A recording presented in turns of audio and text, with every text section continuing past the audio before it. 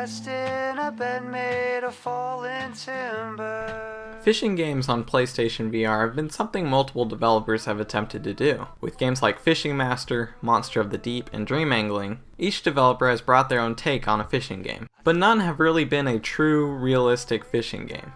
But with Catch and Release made by MetricMinds, they've attempted to create a more realistic fishing game while still keeping it as fun as possible.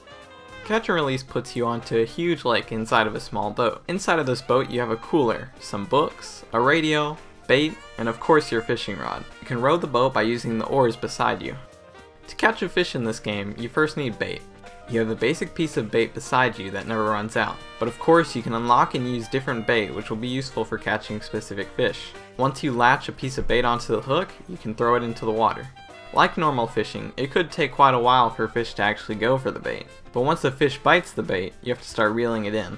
If he starts tugging it hard and your controller starts rumbling, this means you need to extend the line a little.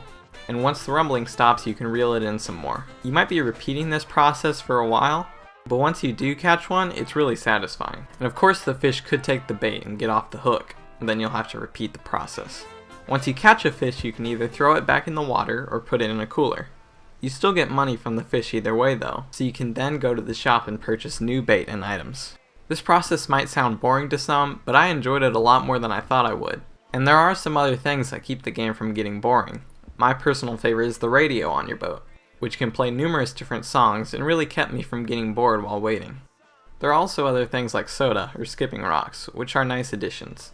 You also have objectives you can complete to unlock more things in the store. These objectives range from catching a specific fish to going to areas on the lake. Speaking of the lake, it's really big, and the area you are in on the lake actually matters. Some fish will only hang around specific areas. Another great thing about this game is the graphics. The textures and detail in this game is just insane. You wouldn't expect a fishing game to have insane detail, but this game does. Everything looks fantastic. The trees, water, grass, animals, and the sky all look fantastic. Overall, Catch and Release is amazing.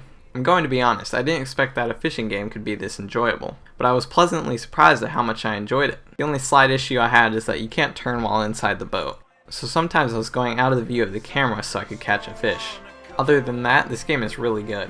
Unless you aren't really into fishing, I would definitely pick this one up. Go any direction, 'cause I just don't wanna go.